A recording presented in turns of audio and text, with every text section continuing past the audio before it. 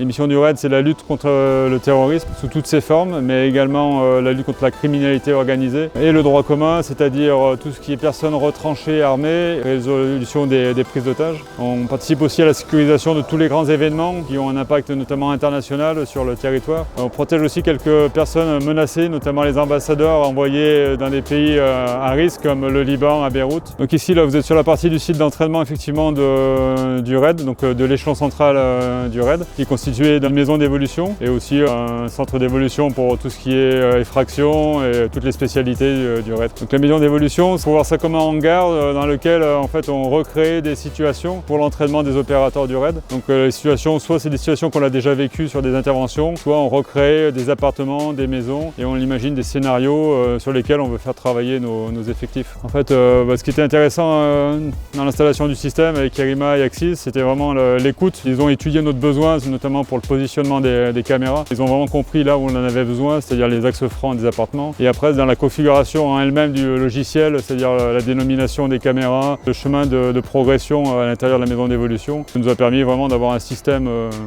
adapté à nos besoins.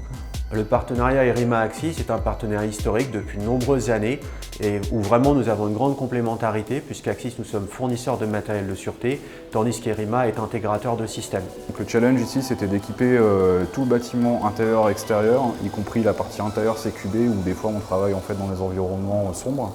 Notre rôle, du coup, après la partie installation, c'était de s'occuper de la formation des différents opérateurs, donc tous ceux qui vont s'occuper de débriefer en fait après les exercices. Donc on les a formés sur le système, sur la partie live, relecture, le pilotage des caméras, sur la partie export, éventuellement aussi des enregistrements. Donc les différents opérateurs, après leur exercice, se connectent sur le VMS d'Axis Camera Station. Ça leur permet de relire les images, de débriefer sur les différents exercices qu'ils ont pu faire. C'est important d'avoir des caméras de haute résolution, d'avoir une vision à 360 degrés et aussi d'avoir l'audio pour avoir la restitution du contenu sonore de ce qui se passe au moment de l'entraînement.